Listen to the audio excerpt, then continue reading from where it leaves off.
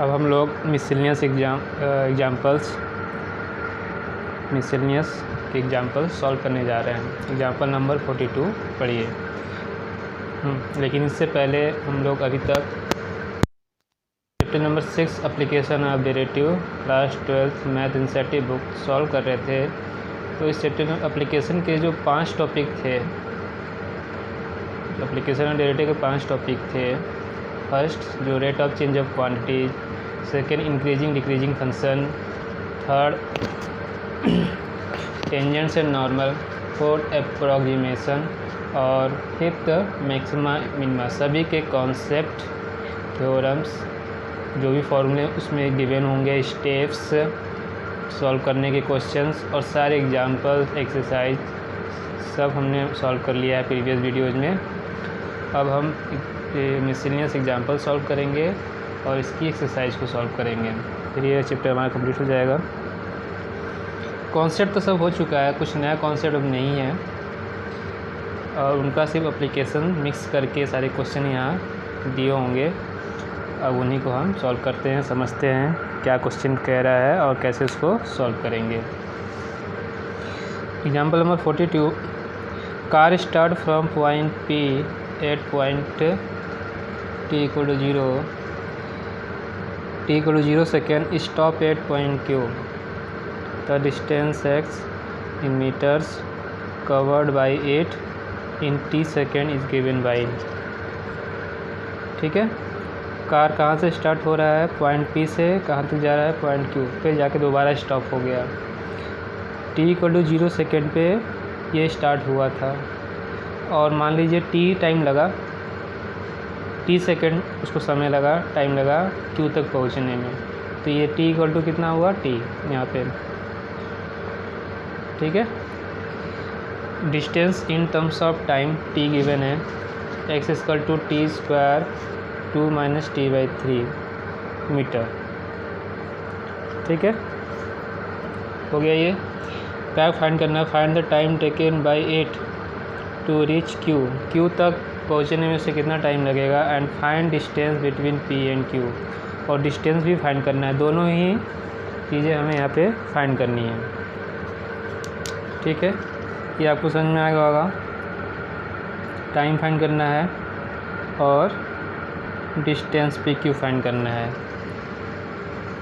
Time और distance PQ find करना है। चलिए थोड़ा सा कॉन्सेप्ट समझिए। डिस्टेंस गिवन है और पॉइंट P पे ये रुका हुआ है और Q पे भी जाके वो स्टॉप हो जाता है। तो दोनों ही जगह पे यदि आप स्पीड की बात करेंगे, पॉइंट P पे पॉइंट Q पे स्पीड क्या 0, स्पीड क्या हो जाएगी 0। स्पीड के लिए या वेलोसिटी कह लीजिए, दोनों ही 0 हो जाएंगे। ठीक है, तो अब स्पीड निकालिए चाहे वेलोसिटी निकालिए। डिफरेंस पता ही आपको, फिजिक्स में आप पढ़े हुए हैं। क्या डिफरेंस दोनों में, डायरेक्शन का डिफरेंस है। एक स्केलर क्वांटिटी है और एक वेक्टर क्वांटिटी है। तो कोई एग्जांपल में वेलोसिटी निकाला है तो अब निकाल सकते हैं स्पीड भी। तो वेलोसिटी v या लिया है और v कैसे निकलेगा, अच्छा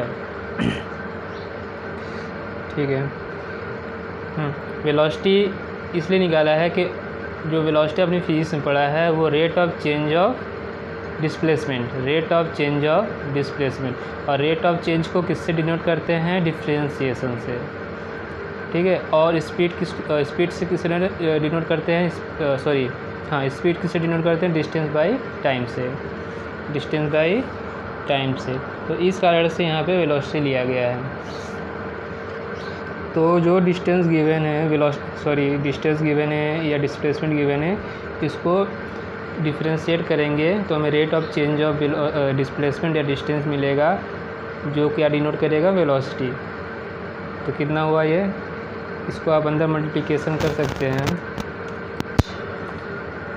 ठीक है, ये हो जाएगा 2t² - t³/3, 2t² - t³/3। अब इसको डिफरेंशिएट करिए तो ये हो जाएगा 2t, 2 × 2 दैट इज़ 4t, और ये हो जाएगा 3t², 3 कैंसिल, सिर्फ t² आएगा।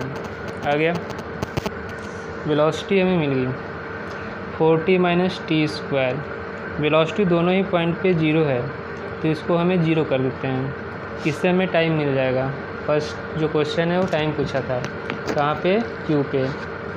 ठीक है, तो इसके लिए ठीक है, इसको 0 करके और टी की वैल्यू फाइंड करना था, और इसने तो पहले ही इसको फैक्टराइज कर लिया है। या तो आप इसको इक्वल टू 0 करके फैक्टराइज करके भी निकाल सकते हैं। इसने फैक्टराइज किया है 4 - t equal to 0, then t equal to 0 और t इक्वल टू 4, 2 पॉइंट मिल गए, एक t इक्वल टू 0 और एक t इक्वल टू 4।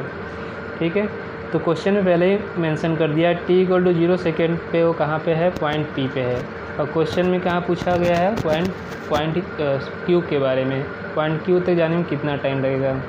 ठीक है, तो ये क्लियर हो गया कि t इक्वल टू 4, जहाँ पे वेलोसिटी 0 है, तो किस पॉइंट को डिनोट कर रहा है, q को, तो q तक जाने में कितना समय लग रहा है, 4 सेकेंड। समझ में आ गया।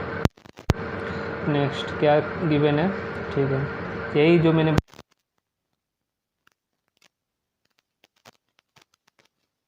जो है, तो P पॉइंट पे टाइम इज 0, तो Q पॉइंट पे टाइम क्या हो जाएगा, 4। 2 ही पॉइंट थे, एक P को डिनोट करेगा, एक 2 टाइम थे, तो एक P को डिनोट करेगा, एक Q को डिनोट करेगा। आगे आते हैं, क्या चाहिए अब, डिस्टेंस चाहिए बिटवीन P एंड Q। तो 4 सेकेंड के बाद वो कहाँ पहुँच गया है, Q पे। 4 सेकेंड के बाद Q पे, तो ये टाइम हम इस इक्वेशन में, डिस्टेंस के इक्वेशन में पुट करेंगे, तो हमें 4 सेकेंड के बाद का डिस्टेंस मिल जाएगा। ठीक है, तो क्या करिए, put the value of t equal to 4 second in distance equation, या इक्वेशन नंबर 1 डाल दीजिए। तो ठीक है, t स्क्वायर की जगह पुट कर दिया हमने, 4 स्क्वायर 16 हो जाएगा। फिर 2 - t/3, 2 - 4/3, तो कितना हो गया ये, इसको एलसीएम लेकर सब्ट्रैक्ट करेंगे, 3 × 2 = 6 - 4 2/3, 16 × 2/3, 32/3 मीटर। तो इस तरह से आपने देखा इस क्वेश्चन में कैसे हम डिफरेंशिएशन का यूज कर सकते हैं। ठीक है, वेलोसिटी फाइंड हो गया, टाइम फाइंड हो गया, और ये डिस्टेंस भी फाइंड हो गया। क्वेश्चन आपको एग्जांपल समझ में आ गया होगा। नेक्स्ट एग्जांपल नंबर 43, पढ़िए क्या गिवन है। अ water tank has the shape of inverted right circular cone. ठीक है, एक कोन को इन्वर्ट कर दिया गया है, उल्टा कर दिया गया है। इस शेप में ही हमारा वाटर टैंक बनाया गया है, with it axis vertical and vertex lower most. ये भी कर लिया गया है कि इसका वर्टेक्स जो है, ये हिंट्स दिया गया है कि वर्टेक्स कहाँ होगा, सबसे नीचे, और एक्सिस इसका वर्टिकल सीधा होगा। तो अब इन्वर्टेड करेंगे और बिल्कुल सीधा रखेंगे तो यही पोजीशन आएगा। तो इसने क्वेश्चन में पहले ही मेंशन कर दिया है। 8 सेमी वर्टिकल एंगल, आपको मालूम ही क्या होता है, एक इसका वर्टिकल एक्सिस बनाइए, ठीक है, जो वर्टेक्स के साथ हाफ एंगल बनता है। टोटल एंगल वर्टेक्स का मान लीजिए 2 अल्फ़ा है, तो हाफ सेमी वर्टिकल कितना हो जाएगा, अल्फ़ा, इसने कंसीडर किया है। तो सेमी वर्टिकल एंगल अल्फ़ा हम मान रहे हैं, तो 10 इनवर्स 0.5 या 10 इनवर्स 1/2, अल्फ़ा की वैल्यू गिवन हो गई। ठीक है, alpha equal to 10 inverse 0.5। Next, water is poured into it at a constant rate of 5 cubic meter per hour। अब इसमें वाटर इज poured, पानी डाला जा रहा है, ठीक है, और किस रेट से, 1 घंटे में 5 क्यूबिक मीटर, 5 मीटर क्यूब 1 घंटे में इसके अंदर पानी वाटर डाला जा रहा है। ठीक है, फाइंड द रेट एट विच, किस रेट से level of water is rising. ठीक है, जो लेवल ऑफ वाटर, जो लेवल राइज हो रहा है वो किस रेट से राइज हो रहा है, मतलब जो हाइट dh/dt, ये हमको फाइंड करना है। ठीक है, और at the instant when depth of water in the tank is 4 metre, जब वो 4 मीटर तक पहुंच जाता है, 4 मीटर तक पहुंच जाता है, तो जो लेवल है वो किस रेट से राइज हो जाता है। लेवल कैसे फाइंड करेंगे, हाइट से, तो dh/dt फाइंड करना है जो लास्ट में इसने फाइंड किया है, और 4 मीटर में फाइंड किया है, तो इसमें 4 पहले एक्सप्रेशन फाइंड किए हैं, ठीक है, और 4 इसमें पुट कर दिया गया है, तो हमें 30/88 मीटर पर आवर ये आंसर मिला है। Rate of change of level of water, किस रेट से वो इंक्रीज हो रहा है एट हाइट एट 4 मीटर। तो क्वेश्चन समझ में आ गया, फिगर क्या फाइंड करना है ये भी समझ में आ गया, कैसे फाइंड करते हैं देखते हैं। ठीक, फिगर में तो कुछ है नहीं, एक वर्टिकल एक्सेस बना लीजिए, रेडियस को डिनोट कर लीजिए इसके बेस के, और सेमी वर्टिकल एक्सेस को डिनोट कर लिया गया है। अब आते हैं सबसे पहले क्या गिवन है, अल्फ़ा, ठीक है, और किस टर्म में गिवन है, 10 के टर्म में गिवन है, 10 इनवर्स के टर्म में। तो ये हम राइट एंगल ट्राइंगल कंसीडर किया गया है, राइट एंगल ट्राइंगल, इसमें हम 10 अल्फ़ा यूज करेंगे, that is perpendicular by base r/h, okay. Then alpha is 10 inverse r/h, और कितना गिवन नहीं है, 10 इनवर्स 0.5। अब इन दोनों का कंपेयर करेंगे तो r/h इज़ 0.5, ओके, ठीक है। अब r को h के टर्म में फाइंड किया गया है, r को h के टर्म में फाइंड किया गया है, ठीक है। या तो आप r को h के टर्म में या h को r के टर्म में फाइंड कर सकते हैं, लेकिन हमें ये मालूम है क्वेश्चन में जो रेट फाइंड करना है वो हाइट dh/dt हमें फाइंड करना है, तो हम यही अच्छा होगा कि आप r को h के टर्म में फाइंड कर लीजिए, ठीक है। अब क्या करना चाहते हैं हम लोग, वॉल्यूम, क्योंकि ये जो पानी इसमें डाला जा रहा है 5 मीटर क्यूब पानी वॉल्यूम को डिनोट कर रहा है, तो हमें dv/dt आवर यानी टाइम, तो रेट जो गिवन है वॉल्यूम का, रेट जो गिवन है वॉल्यूम का वो with respect to time dv/dt, ये डाटा क्या गिवन है dv/dt, एक डाटा अल्फ़ा गिवन था, एक डाटा dv/dt गिवन है। तो हम वॉल्यूम फाइंड करेंगे, क्वेश्चन से सारे हिंट्स मिलते हैं क्या करना है और क्या प्रूव करना है। तो वॉल्यूम हमने भी मान लिया कोन का, तो वॉल्यूम हो गया 1/3 πr²h, ठीक है, 1/3 πr²h, ये तो वॉल्यूम हो गया कोन का। और r की वैल्यू h/2 पुट करेंगे, ये हो जाएगा h³ 4 × 3 12, 2 का स्क्वायर 4 × 3 12 πh³/12 वॉल्यूम हो गया।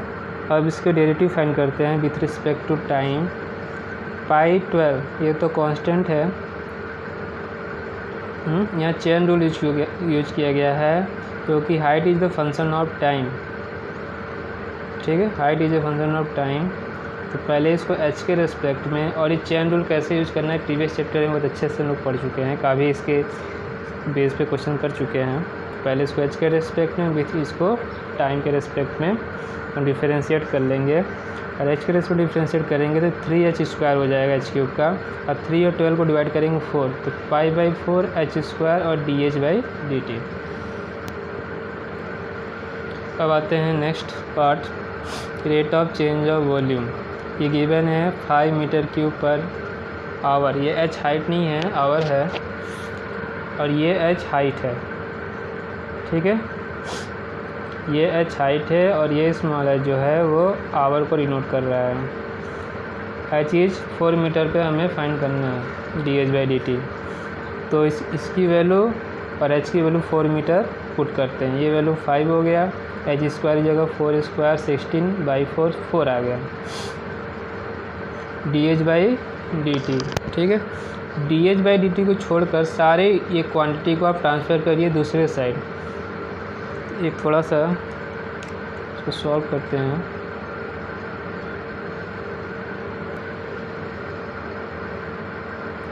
तो ये 16/4 तो क्या हो गया 4π इंटू dh/dt, ठीक है।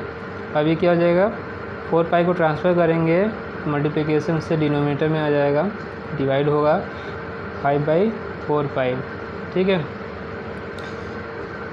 अब पाई की वैल्यू हिंट्स में गिवन है 22/7, जो भी पुट करना चाहे कर सकते हैं। 22/7 पुट करेंगे, 22 × 4 88 और 7 चला जाएगा न्यूमरेटर में, 7 × 5 35, 30/85 metre per our, metre per our. 1 घंटे में इतनी हाइट उसकी इंक्रीज होगी।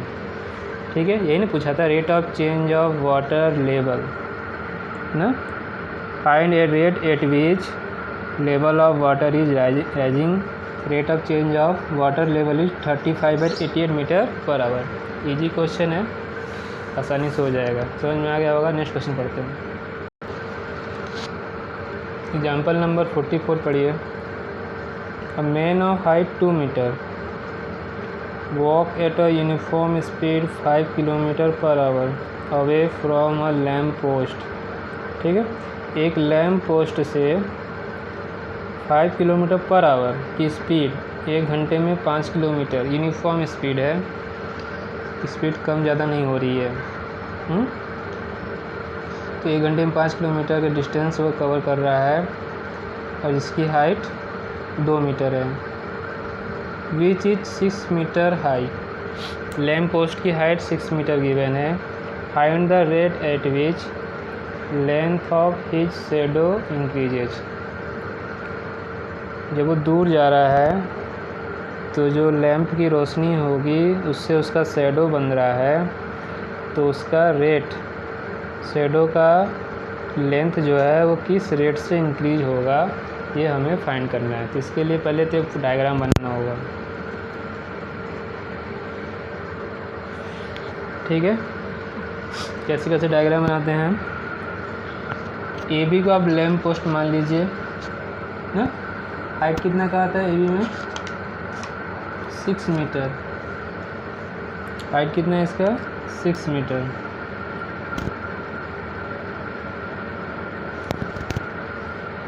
और ये इसका बेस हो गया, इस बेस से वो एम पोजीशन पे, ठीक है, एम पोजीशन पे एक मैन खड़ा है जिसकी हाइट 2 मीटर।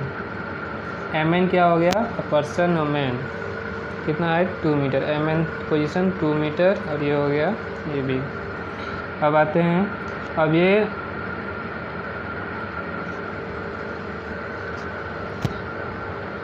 ए बी को लैम्प पोस्ट माना गया है। Lamp being the position B, lamp कहाँ पे है, पोजीशन बी पे है।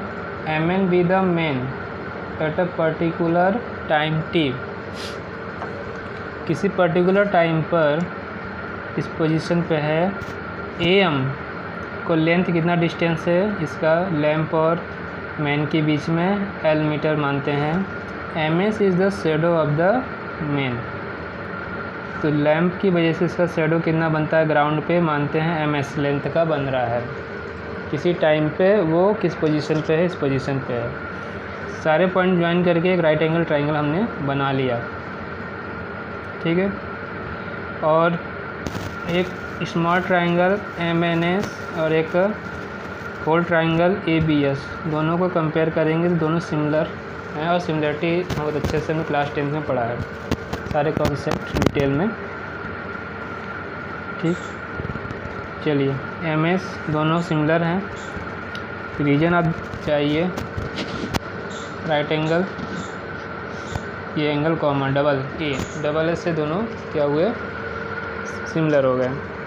यदि सिमिलर हुए, ठीक है, और सिमिलरिटी में ट्राइंगल का नाम लिखने में बहुत ज़्यादा आपको ध्यान देना होता है।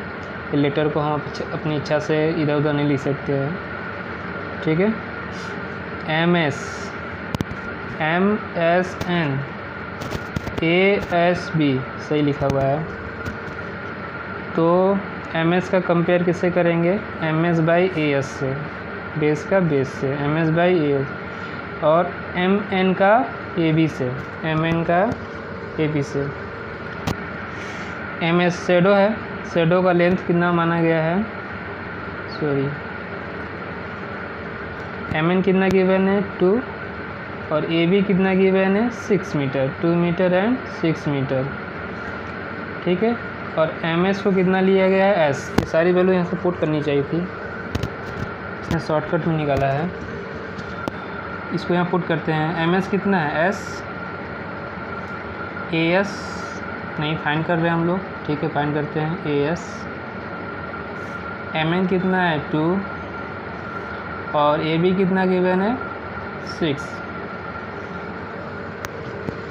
ठीक है। अब देखिए 2/6 कितना हो गया, ये 1/3, ठीक है। S by A S equal to 1/3, cross multiplication करेंगे, 3 का एस में इंटू मल्टीप्लिकेशन हो जाएगा, A S equal to 3 into S metre, ये लिखा हुआ है। A S equal to 3s metre, 3s metre सारी वैल्यू लिख दिया है।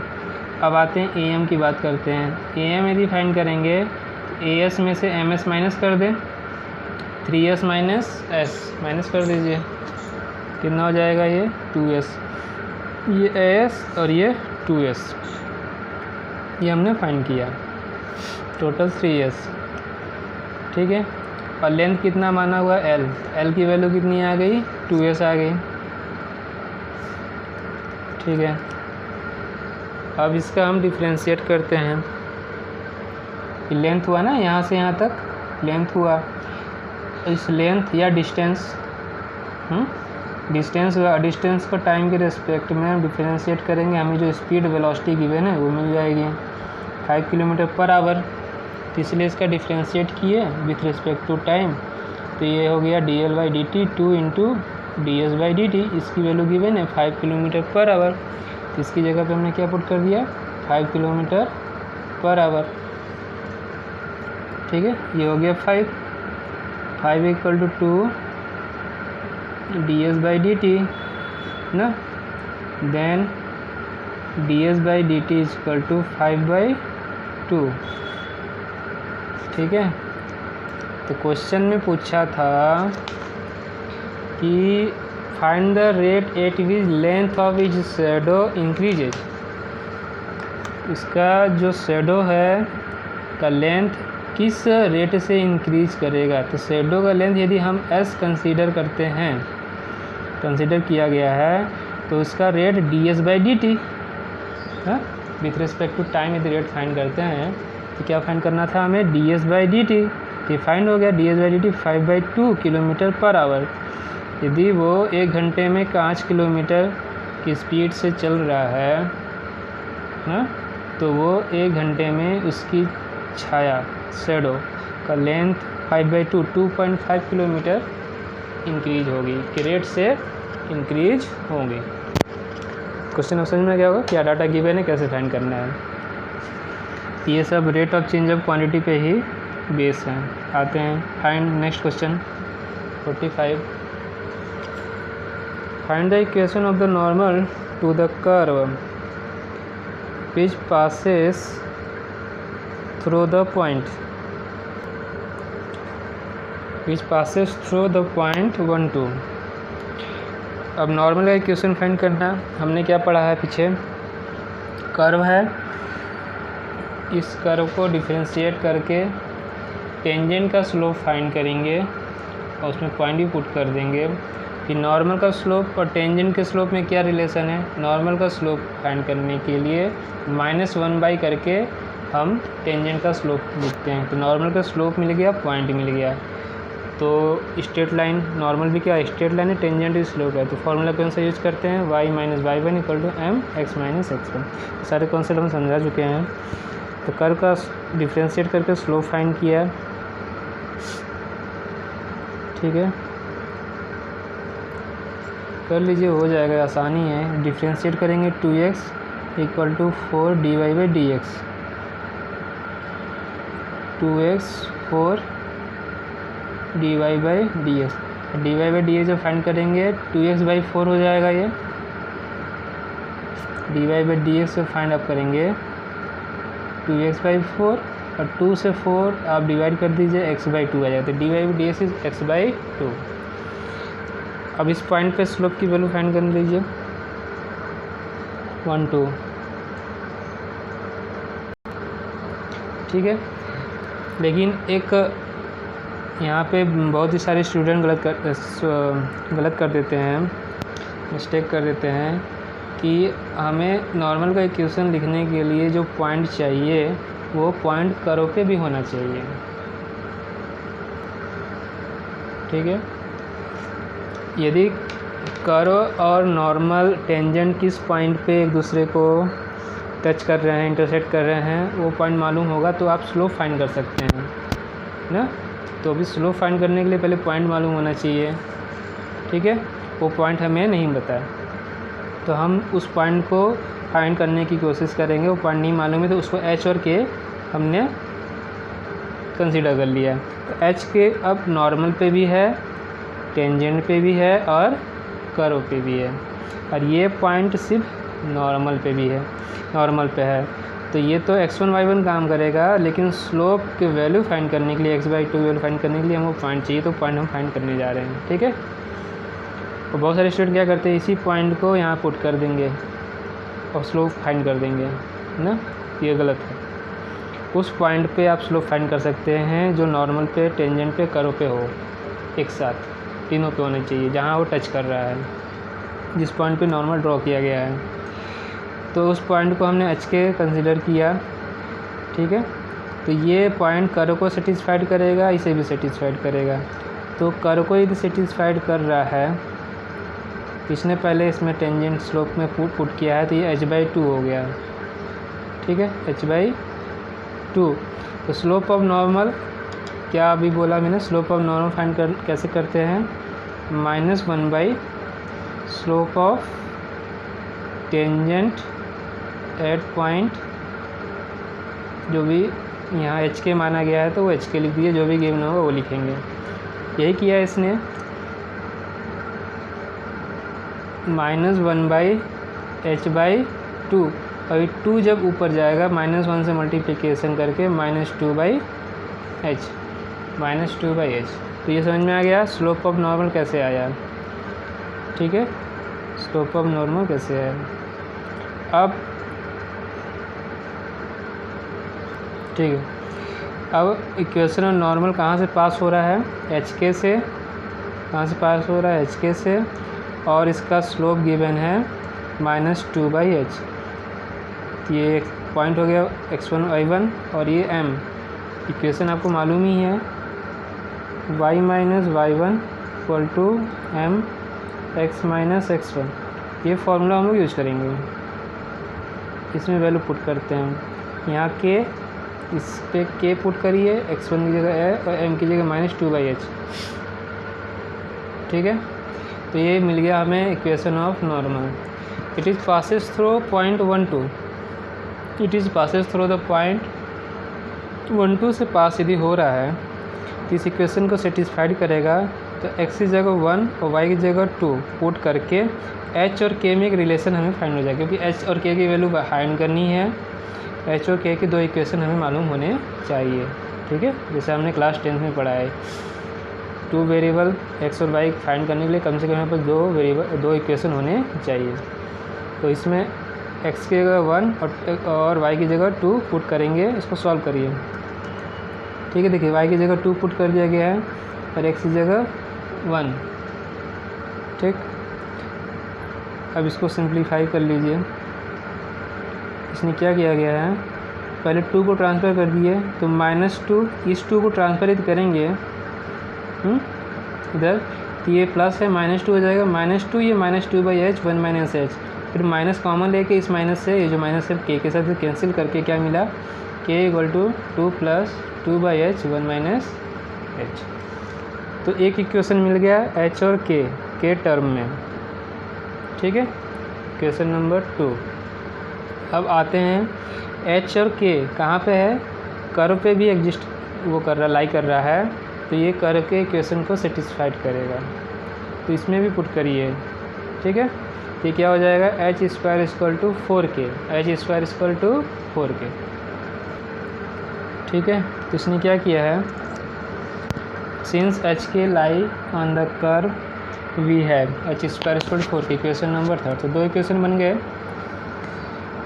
ठीक है, तो यहाँ भी हम k = फाइंड किया गया है, और इक्वेशन नंबर 2 में भी k = ही हमने फाइंड किया है। तो इन दोनों को आप सिंप्लीफाई कर लीजिए। क्या हमको सिंप्लीफाई करना होगा।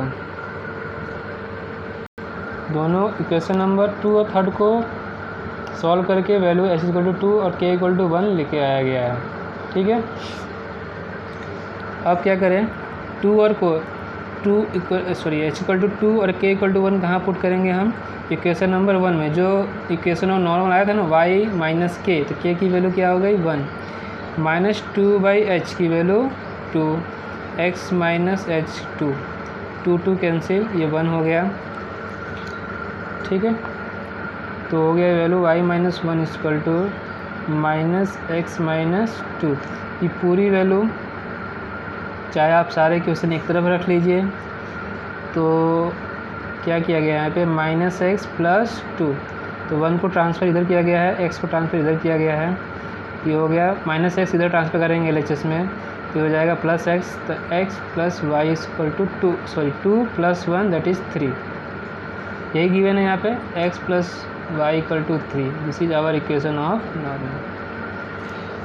ठीक है, अब कुछ स्टूडेंट को यहाँ तो समझ में आ गया होगा। अब ये 2 और 1 को आप फाइंड कर लेंगे, क्लास 10th में पढ़ा है आपने। सो सॉल्व करने के 3 method, substitution, elimination and cross multiplication.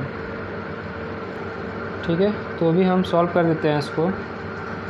यहाँ से k की वैल्यू यदि सिंप्लीफाई करिएगा थोड़ा सा, 2 प्लस 2/h, इससे मल्टीप्लिकेशन करेंगे h कैंसिल हो जाएगा, माइनस 2 ना, 2 कैंसिल हो गया ये।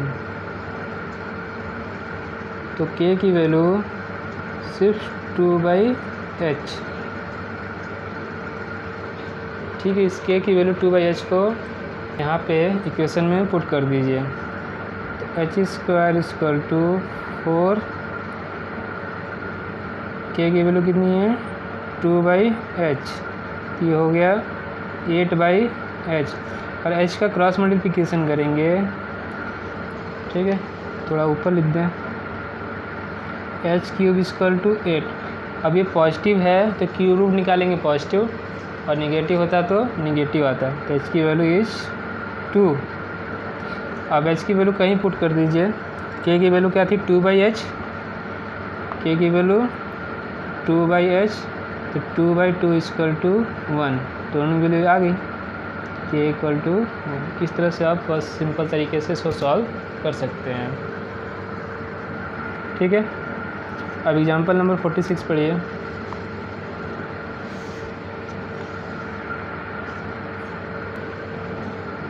(46) में क्या गिवन है, find the equation of tangent to the curve.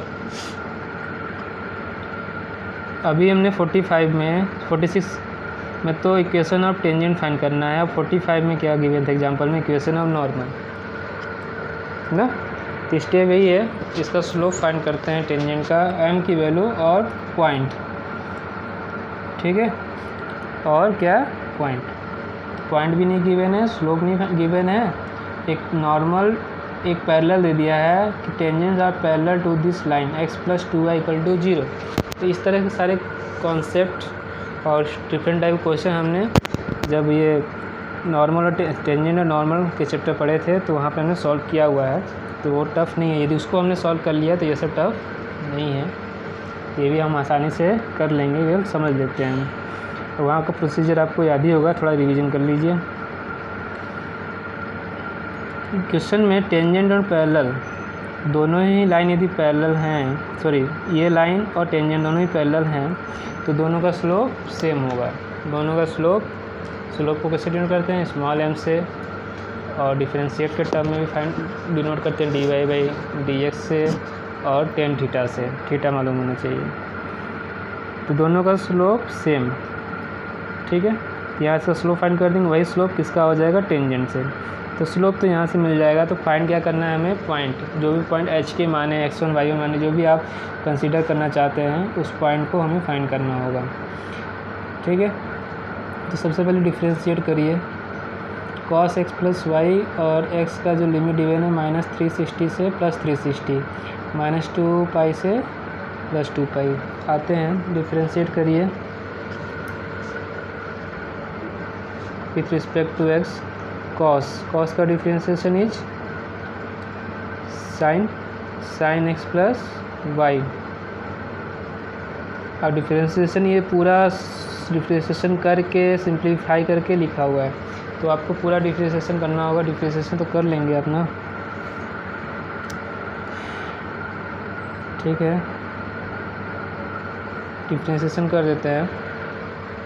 देखिए ये इसका डिफ्रेंशिएशन सिर्फ साइन एक्स प्लस वाई नहीं होगा, क्योंकि जो एंगल है वो एक्स और प्लस वाई दोनों का ही फंक्शन है। चेन रूल यूज होगा यहाँ पर ना। करते हैं, ठीक है। वाई का करेंगे d Y by D x, cos का किया साइन एक्स प्लस वाई, हो गया। ये चेन रूल से एक्स प्लस वाई का दोबारा डिफरेंशिएट करना होगा।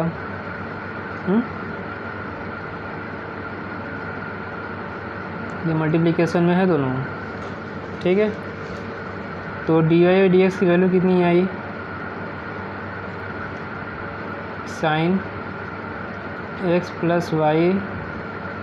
एक्स प्लस वाई का आप डिफ्रेंशिएशन करेंगे, एक्स का 1, वाई का D Y by D X, Y का D Y by D X, ठीक है। अब डी वाई डी एक्स के टर्म को आपको एल एच एस में लेके आना होगा। पहले साइन एक्स प्लस वाई का दोनों में मल्टीप्लिकेशन कीजिए, साइन एक्स प्लस वाई हो गया। फिर इसमें मल्टीप्लिकेशन करेंगे तो D Y by D x sine x plus y.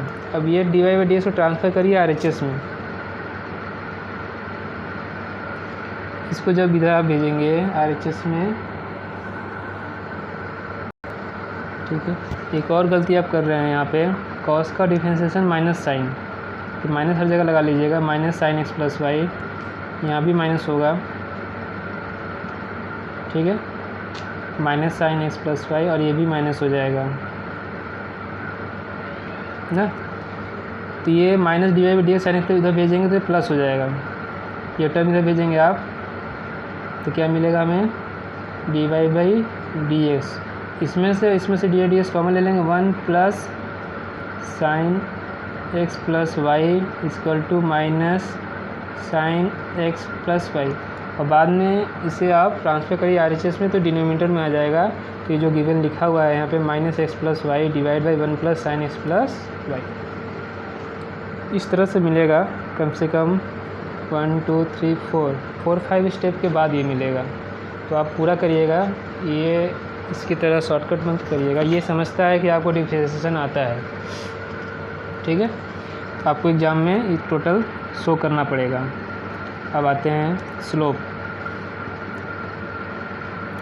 ठीक है।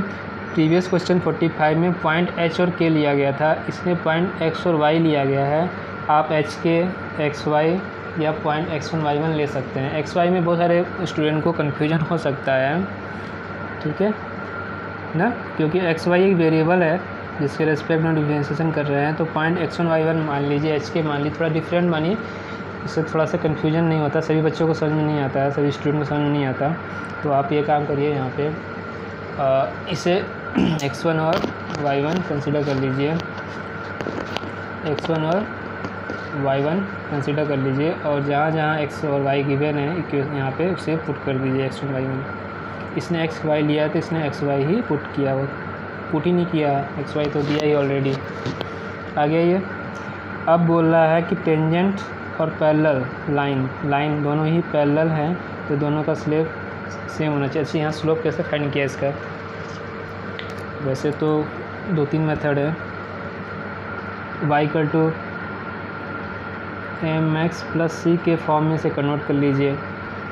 तो इसको कन्वर्ट करेंगे तो 2y equal to minus X, C है नहीं, 0 लिख लीजिए। तो y equal to -1/2 x plus 0। Compare करेंगे, m की वैल्यू -1/2, c की value, m is slope, c is constant. आ गया, स्लोप इज -1/2, यही स्लोप किसका होगा, टेंजेंट का, ठीक है।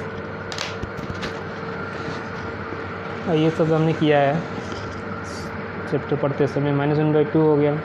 This slope and this slope should be equal, हो गया इक्वल करके हम क्या करने की कोशिश करेंगे, x और y की वैल्यू फाइंड करने की कोशिश करेंगे, ठीक है। इसको क्रॉस मल्टीप्ली यहाँ भी सॉल्व करना पड़ेगा, शॉर्टकट किया हुआ है।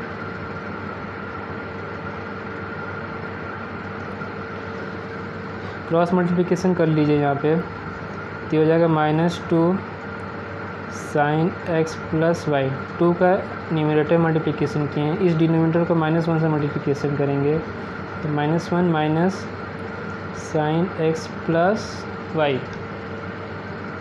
ठीक है। अब sin x प्लस वाले टर्म को एक साइड ले जाइए, ठीक है, इस वाले टर्म को इधर ले आइए, तो ये -2 ये प्लस हो जाएगा, -2 sin x plus y plus sin x plus Y equal to -1। -2 plus 1 minus sin x plus Y equal to -1, minus minus cancel, ये जो गिवन है वो आ जाएगा। sin x plus Y equal to 1, sin x plus Y equal to 1, sin x plus Y equal to 1। ठीक है, minus minus cancel होके ये आ गया 1। यहाँ पे अब इसके x प्लस वाई की एक जनरल वैल्यू फाइंड किया है। ये general value principal value find आपने क्लास 11th में ट्रिग्नोमेट्री के चैप्टर में किया था। यदि sine theta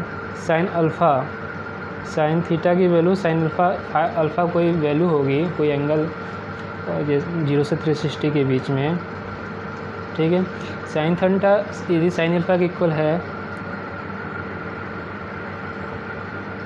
sine theta sine alpha के इक्वल है, तो इसकी जनरल वैल्यू थीटा की क्या होगी, फॉर्मूला वहाँ से रिवाइज कर सकते हैं आप, n pi plus -1 to power n alpha. Formula what is formula, theta की जनरल वैल्यू, ये जनरल वैल्यू का फॉर्मूला है n pi plus -1 to power n alpha. n क्या होगा, बिलोंग्स टू इंटीजर। ये क्या हमने फाइंड किया है, जनरल वैल्यू। ठीक है, general value of theta.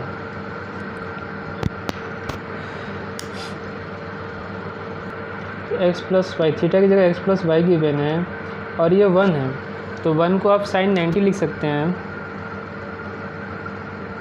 Sign 90 means π/2।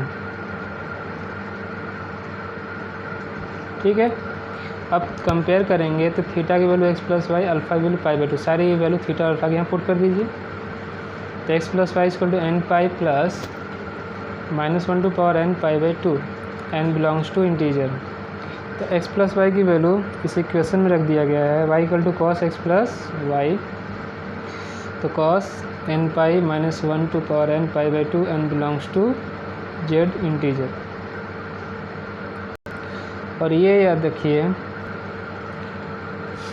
अब n की वैल्यू यदि आप रखते हैं, स्टार्ट करिए 0 से +1 -1 +2 -2, सारी वैल्यू यदि पुट करते हैं तो इसकी वैल्यू हमेशा एक कोऑर्डिनेट समझ लीजिए, या तो प्लस π/2 आएगा या तो -π/2 आएगा। ये 0 डिग्री पाई है ना। ठीक है, यदि n की वैल्यू हम पुट करें, अपने लिए आप पुट कर लीजिएगा 0 +1 -1 +2 -2, इसे 5 वैल्यू पुट कर लीजिए रफ में। इसकी वैल्यू यदि फाइंड करते हैं तो इसकी वैल्यू +π/2 या -π/2 क्या आएगी, +π/2 या -π/2। तो cos की वैल्यू +π/2 करिए या -π/2, उसकी वैल्यू हमेशा क्या आएगी, 0। यहाँ से भी आप देख सकते हैं साइन की वैल्यू 1 होनी चाहिए, तो साइन की वैल्यू 1 कहाँ होती है, π/2 पे, +1 कहाँ होगा, π/2 पर, और तो होगा नहीं, यहाँ पे तो -1 है। ठीक है, ये भी इसको +1 पॉजिटिव 1 लाना है, इसकी वैल्यू हमेशा π/2 है, मतलब x प्लस वाई की वैल्यू हमेशा π/2 है। नहीं तो दूसरे राउंड में कहाँ पे आएगा, ये 5π/2, 1π/2 के बाद दूसरे राउंड में क्या आएगा, 5π/2, तो 5π/2 दूसरे राउंड में है ही नहीं। लिमिट देख लीजिए, तो रिवर्स में नेगेटिव में जाइए, नेगेटिव में जाएंगे तो आएगा यहाँ पे इसकी वैल्यू 1। तो इस तरह से क्लियर हो गया कि इसकी वैल्यू हमेशा π/2 माइनस π/2 पे ही रहेगा। ये दोनों वैल्यू हो सकती है इसकी, तो इसलिए इसकी वैल्यू आ गई 0। ठीक है, किस पे प्लस π/2 पे और माइनस π/2 पे। ठीक है, अब इसको यदि आप क्लॉकवाइज चलते हैं, सॉरी एंटी क्लॉकवाइज चलते हैं, तो इसको 3π/2 भी कहेंगे पॉजिटिव के लिए, और नेगेटिव के लिए चलेंगे तो ये माइनस π/2, तो ये माइनस 3π/2। यही दो वैल्यू उसने कंसिडर किया है। यदि हमें लिमिट -2π से 2π गिवन है तो 0 की वैल्यू ना, ऐसे तो ये जनरल अनबिलोंग्स टू इंटीजर था, हम सारी वैल्यू पुट करेंगे 0, +1 -1 +2 -2। अब जो क्वेश्चन में लिमिट कर दिया है -2π से 2π लेंगे तो सिर्फ दो वैल्यू आई, एक π/2 कंसिडर कर लेंगे, तो दूसरा क्या जा रहा है 5π/2 पे, तो 5/2 तो लेना नहीं है। ठीक है ना, फिर इससे अब एंटी क्लॉज जाएंगे तो ये किस पे आएगी -π/2 -2π/2 -3π/2। तो ये वैल्यू एक आ रहा है π/2 पे और दूसरा आ रहा है, यदि नेगेटिव में जाएंगे तो -3π/2 पे, एक π/2 पे एक -3π/2। ये सारे कॉन्सेप्ट समझ में आ गए होंगे क्या क्या हम कहना चाह रहे हैं, कैसे कैसे ये लेके आया वैल्यू। ठीक है, कोई डाउट होगा बताइएगा कमेंट बॉक्स में, समझा दिया जाएगा आपको फिर से। 10 tangent to the given curve are parallel to the line x + 2y = 0 at point -3π/2 0 π/2 0। ठीक है, ये पॉइंट समझ में आया। x की वैल्यू मिल गई ना, x की कितनी वैल्यू, दो वैल्यू मिली, एक π/2 मिला, एक इस इंटरवल गिवन इंटरवल में एक π/2 -3/2, दोनों पे ही y की वैल्यू 0। तो एक पॉइंट मिला -3π/2 0, सेकेंड पॉइंट π/2 0। अब इन दोनों पे हम टेंजेंट का इक्वेशन फाइंड करते हैं। अब स्लोप भी मिल गया -1/2, पॉइंट भी मिल गया। चलिए नेक्स्ट।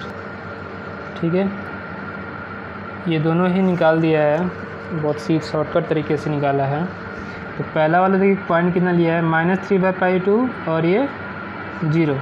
फर्स्ट पॉइंट -3π/2 0 हो गया और स्लोप -1/2।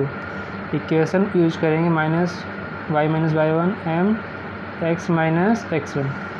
ये इक्वेशन हम लोग यूज कर लेंगे। x1 की वैल्यू कितनी -3π/2, तो माइनस माइनस प्लस, m की वैल्यू -1/2, y1 की वैल्यू 0। थोड़ा सॉल्व कर लीजिए इसको अब।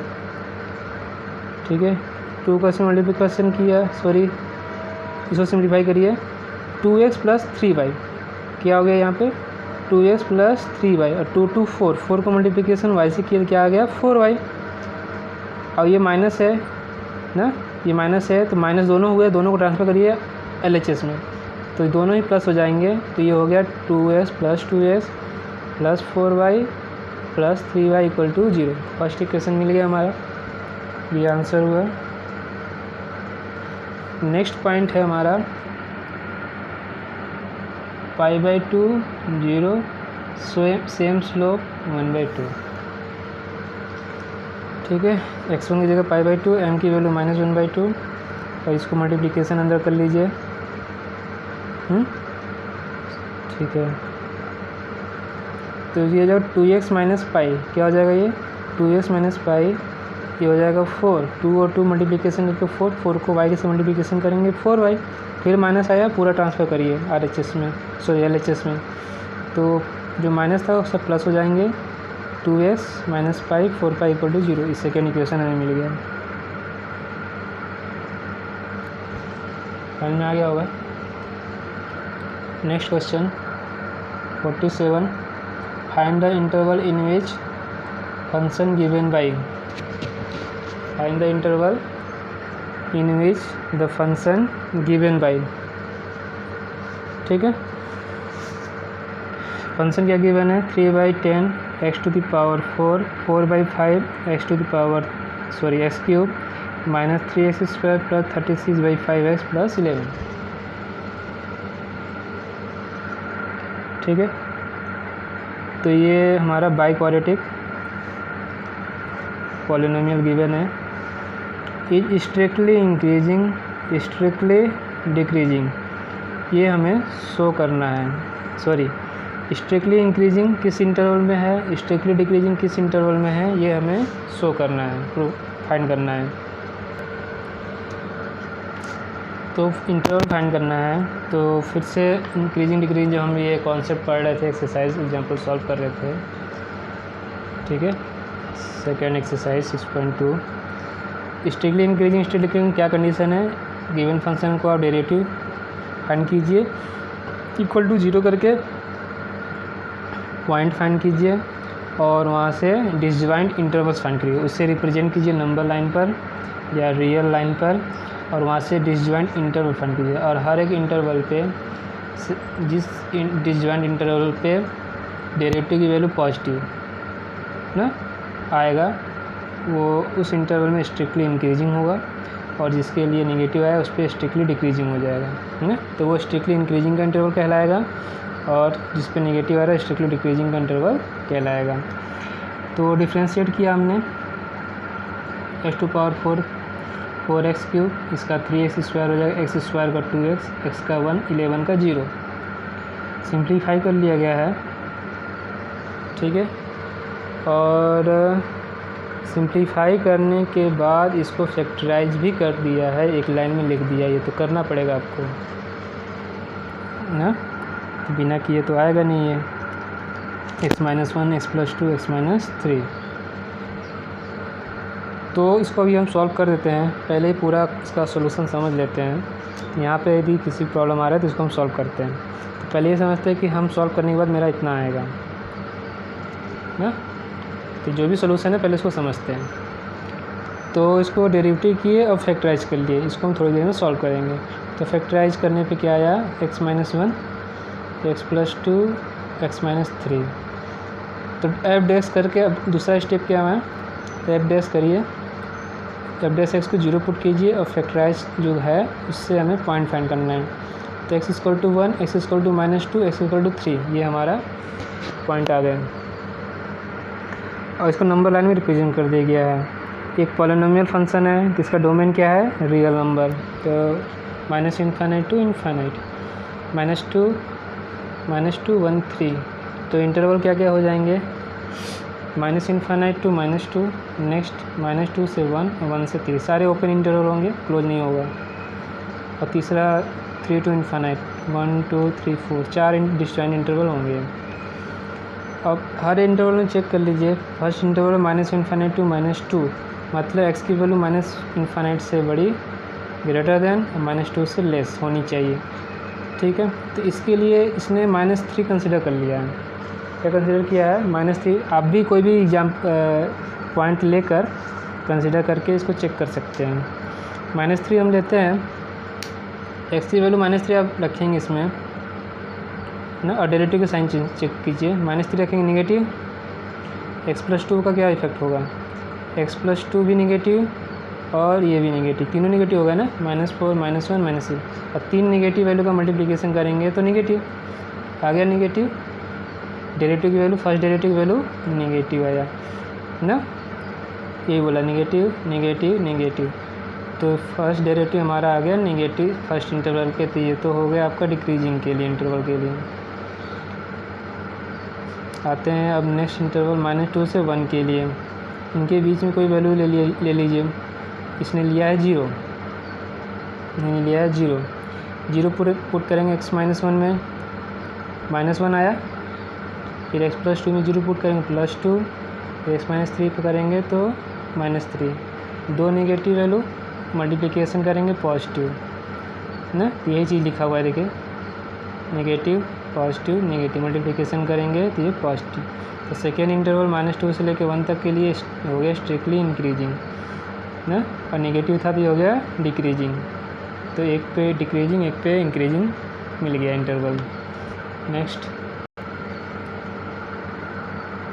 Third interval 1, 3, open interval 1, 2, 3।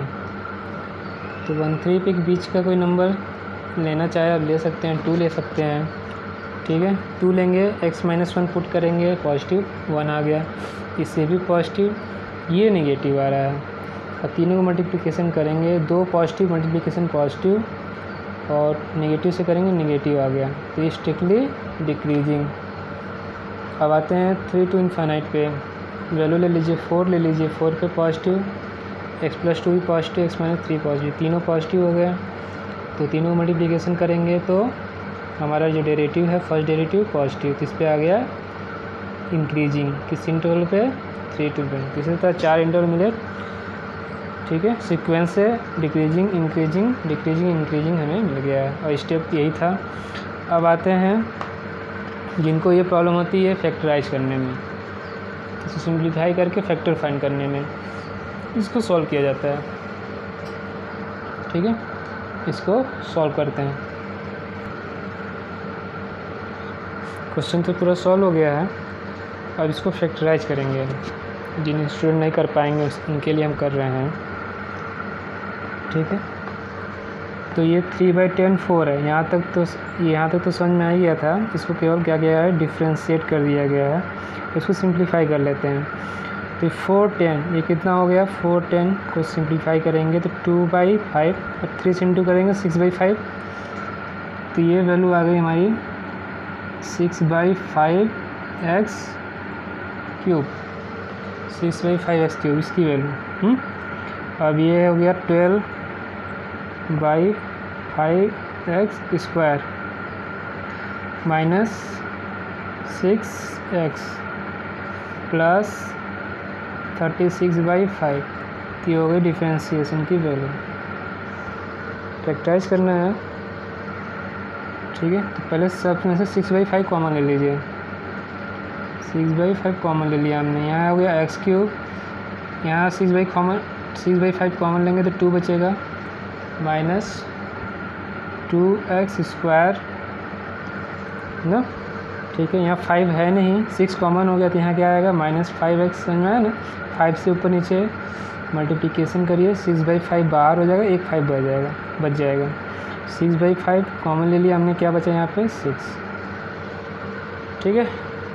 अब f डैश x की जो वैल्यू है 6/5x cube minus 2x square minus 5x plus 5, हाँ, 6/5x cube minus 2x square minus 5x plus 5, ठीक है। ये समझ में आ गया होगा। अब इसको फैक्टराइज करना है। अब ये फैक्टराइज आपने कहाँ सीखा, क्लास 8 और 9th में। कैसे फैक्टराइज करेंगे, क्यूबिक का, स्क्वायर का तो यदि क्वाड्रेटिक पॉलिनोमियल होता है तो स्प्लिटिंग मिडिल टर्म या क्वाड्रेटिक फार्मूला यूज़ कर लेंगे। मेथड ऑफ स्क्वायरिंग भी था जो हमने क्लास 10 में पढ़ा था, मेथड ऑफ कंप्लीटिंग स्क्वायर, तो इससे कर सकते थे तीनों मेथड से। लेकिन क्यूबिक के लिए क्या करते हैं, वैल्यू पुट करके हम चेक करते हैं किसका फैक्टर कौन सा है ना, इसका फैक्टर कौन सा है। स्टार्टिंग 0 से करते हैं, फिर +1 -1 +2 -2। एक तो हमें अनुमान गेस करना पड़ता है ना, एक हमें अनुमान गेस करना पड़ता है एग्ज़ाम में। तो यहाँ से तो हम गेस कर सकते हैं, कंसीडर कर सकते हैं वैल्यू कि x = 1 पे है, 3 पे है और -2 पे है।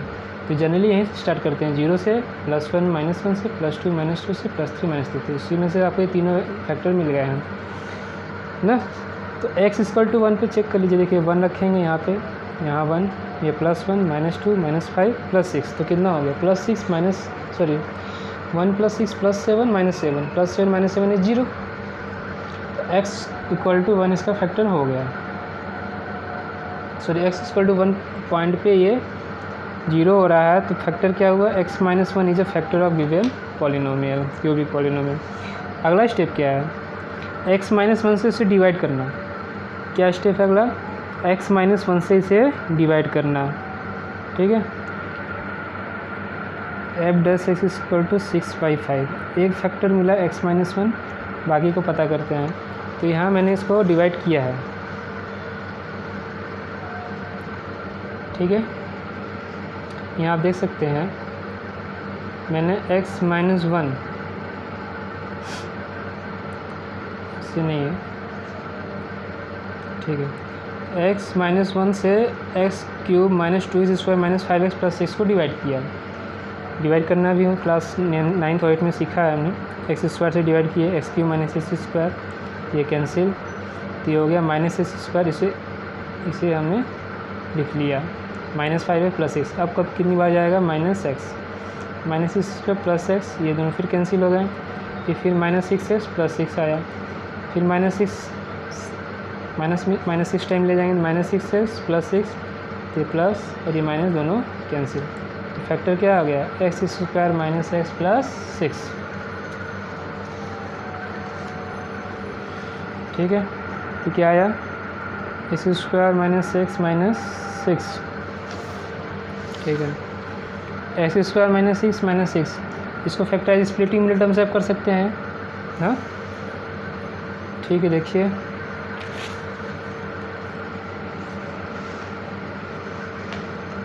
क्या है यहाँ पर, x² - x - 6, सॉरी -6 है ना, तो ये दो पार्ट में टूट जाएगा, -3x + 2x, इसको मल्टीप्लिकेशन करने पे -6 मिलेगा, x² - 3x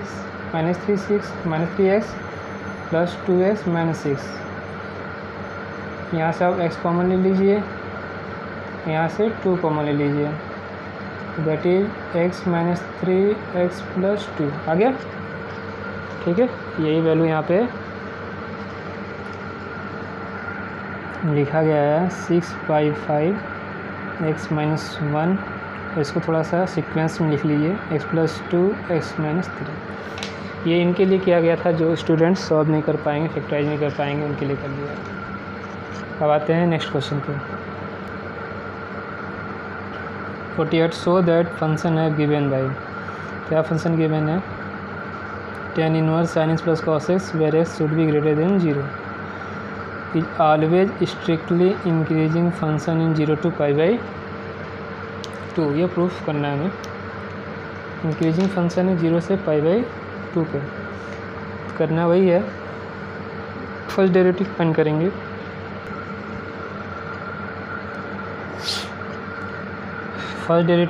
करेंगे, इक्वल टू 0 करके पॉइंट फाइंड करेंगे और उस पॉइंट को रिप्रेजेंट करेंगे, जो भी यदि एक ग्रेड में कोई भी कंडीशन है नंबर लाइन पे रिप्रेजेंट करके डिसजॉइंट इंटरवल फाइंड करेंगे, फिर चेक करेंगे कि जो डेरिवेटिव की वैल्यू पॉजिटिव आ रही है नेगेटिव, इंक्रीजिंग है तो इस इंटरवल में हम पॉजिटिव शो करना है हमें इंक्रीजिंग वैल्यू को। ठीक है, तो tan inverse sin x + cos x x > 0 differentiate कीजिए, tan इनवर्स का differentiation, tan inverse chain rule से होगा यहाँ पे, tan इनवर्स का डिफ्रेंशिएशन 1/1 + x², 1/1 + x², x की जगह क्या है sin x + cos x हो गया, और इसके बाद ये चेन रूल से दोबारा इसका डिफ्रेंशिएशन करेंगे, sin x cos x का माइनस sin x, और ये सब डिफ्रेंशिएशन आपने किए हुए हैं चैप्टर नंबर 5 में, थोड़ा सिंप्लीफाई किया गया है।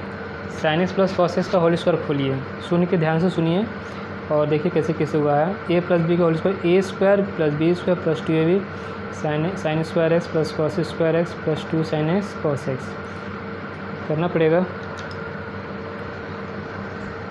ठीक है, केवल इसका स्क्वायर खोलते हैं हम, sin square x + cos square x + 2ab means 2 sin x cos x, तो sin square x + cos square 1 है पहले से, तो 1 plus sin square x + cos square की वैल्यू 1, आइडेंटिटी से यूजिंग आइडेंटिटी ट्रिग्नोमेट्रिक आइडेंटिटी, इसकी वैल्यू 1 हो गया। ये फॉर्मूला है sin 2 थीटा का, तो हो गया sin 2x, दोनों कंबाइन कर लेंगे, 2 + sin 2x, ये लिखा हुआ है 2 + sin 2x cos x - sin x by 2 + sin 2x। ठीक है, इतना समझ में आ रहा है। अब आते हैं, अब ये देखिए ये रेशनल फंक्शन हो गया, तो रेशनल फंक्शन में denominator should be greater than 0,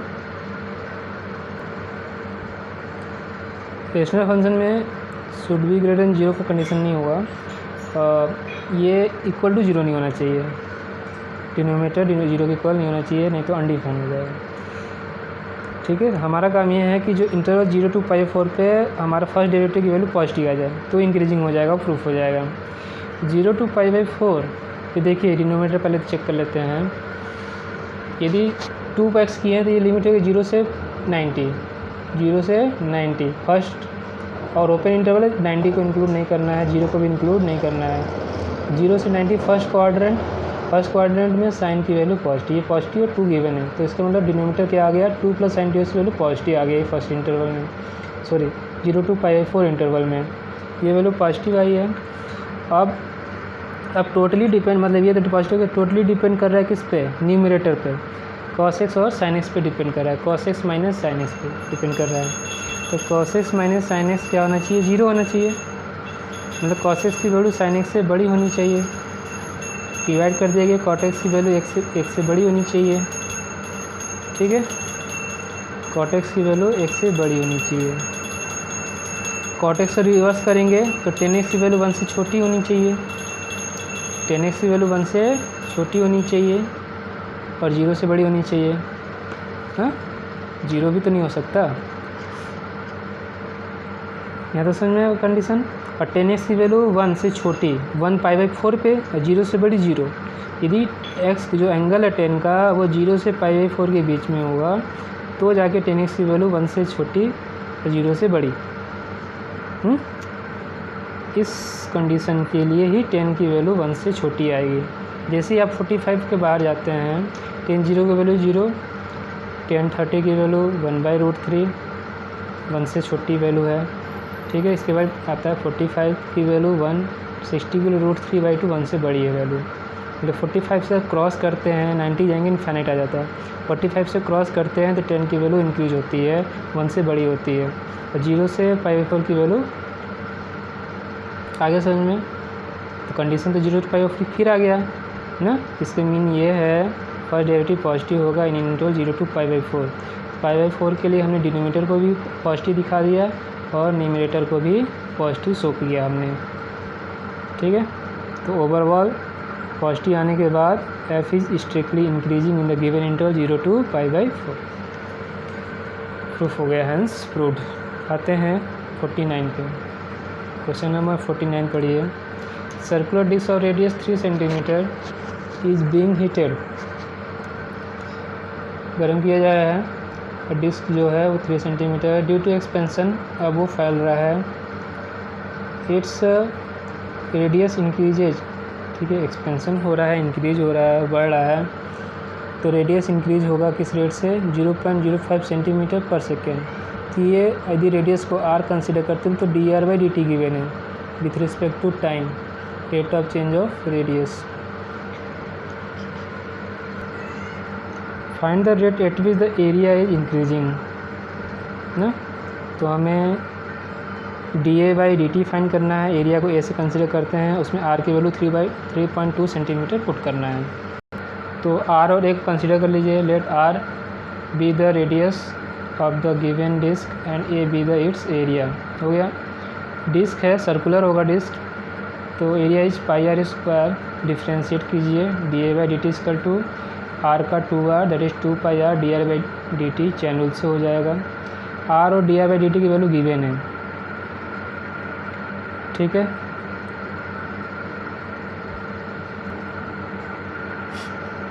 r की वैल्यू कितना गिवन है, 3.2, dr/dt की वैल्यू है 0.05।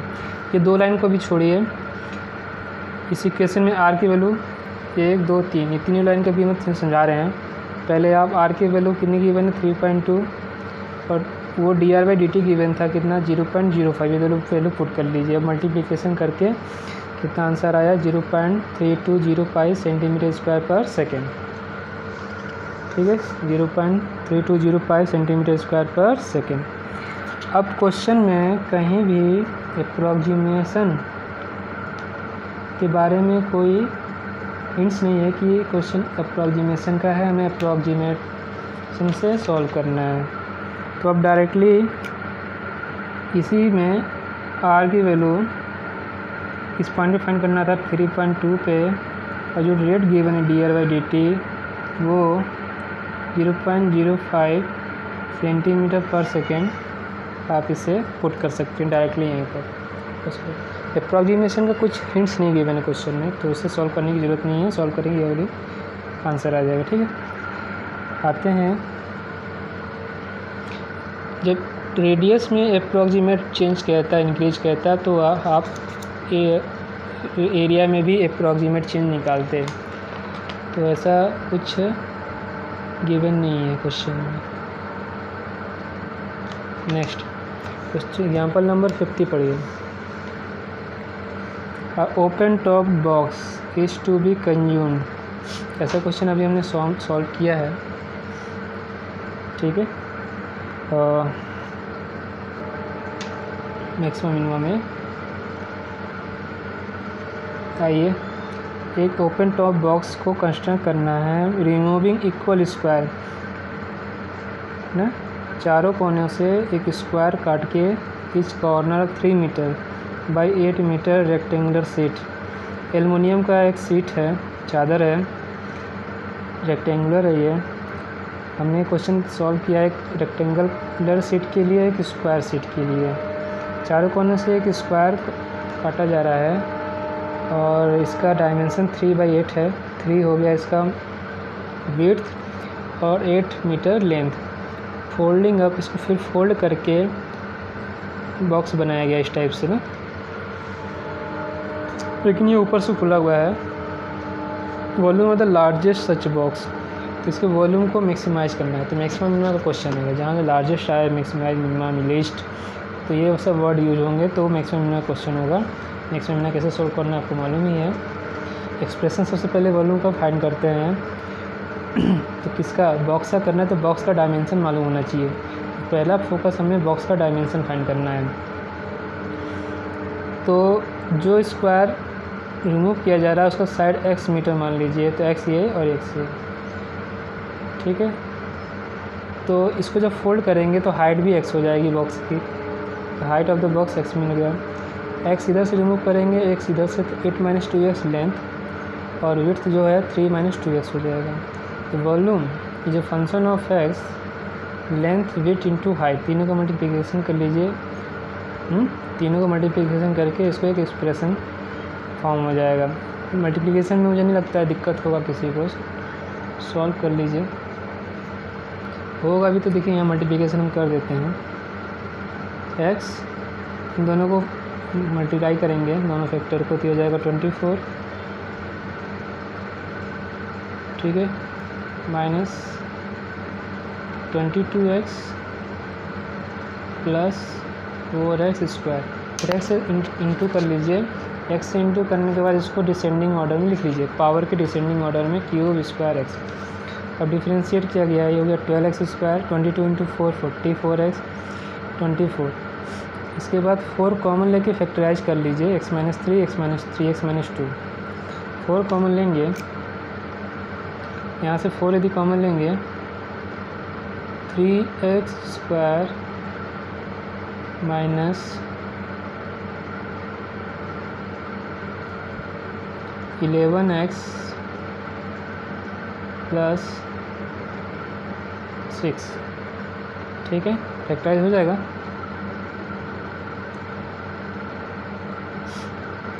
इलेवन को किस पार्ट में स्प्लिटिंग रेट हमने 3 × 6 = 18, 9 2 में ये टूट जाएगा। 9x minus 2x plus 6 3x square.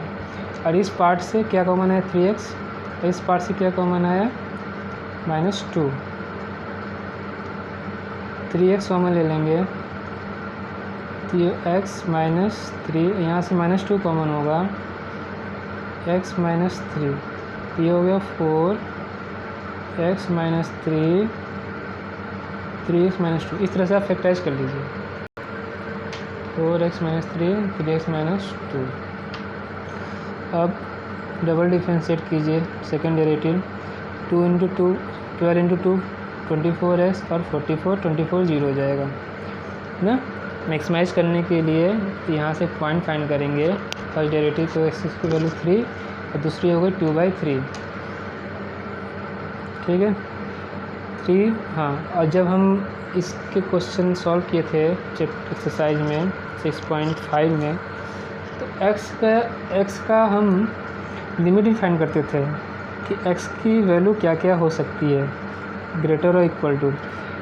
तो ये देखिए, यदि हम विड्थ की बात करें, टोटल विड्थ 3 है, टोटल विड्थ 3 है, तो हमेशा 2x यदि करेंगे, x इधर से काटेंगे, x इधर से काट के निकालेंगे, तो 3 से कम होनी चाहिए, ना।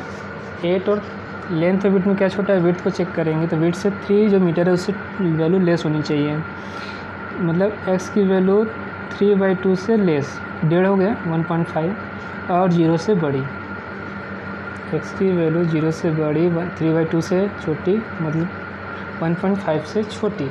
ये हो गया x जो स्क्वायर जो साइड काटना है उसकी लिमिट।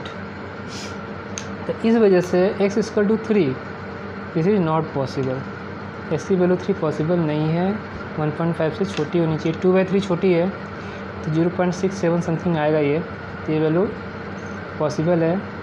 तो इसी वैल्यू पे हम सेकेंड डेरिवेटिव वैल्यू चेक कर लेते हैं। 2/3 24 8 16 -44 -28 आ गया नेगेटिव।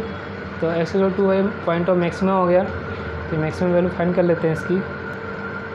ठीक है, पॉइंट ऑफ मैक्सिमम हो गया, और ये पार्ट हम रिमूव करेंगे इस कॉर्नर से, एक बॉक्स बनाएंगे रिमेनिंग सीट से। Then volume of the box such of then, इस तरह से जो वॉल्यूम बॉक्स मिलेगा उसका वॉल्यूम विल बी लार्जेस्ट होगा। तो इस वॉल्यूम में जो एक्सप्रेशन था 4x³ - 22x² + 24x, सब में इसकी वैल्यू पुट कर लीजिए। सिंप्लीफाई तो हो कर लेंगे ना, कि करना पड़ेगा। इसको यदि सॉल्व हम करते हैं, 4 क्यूब करेंगे कितना हो जाएगा, 8/27, फिर 22 × 4/9, फिर 24 × 2/3 ना, 4 8 जा 32/27, और ये हो जाएगा 8/9 48/3। अब आते हैं 27 एलसीएम ले लीजिए, 32 - 88 × 3 + 48 × 9।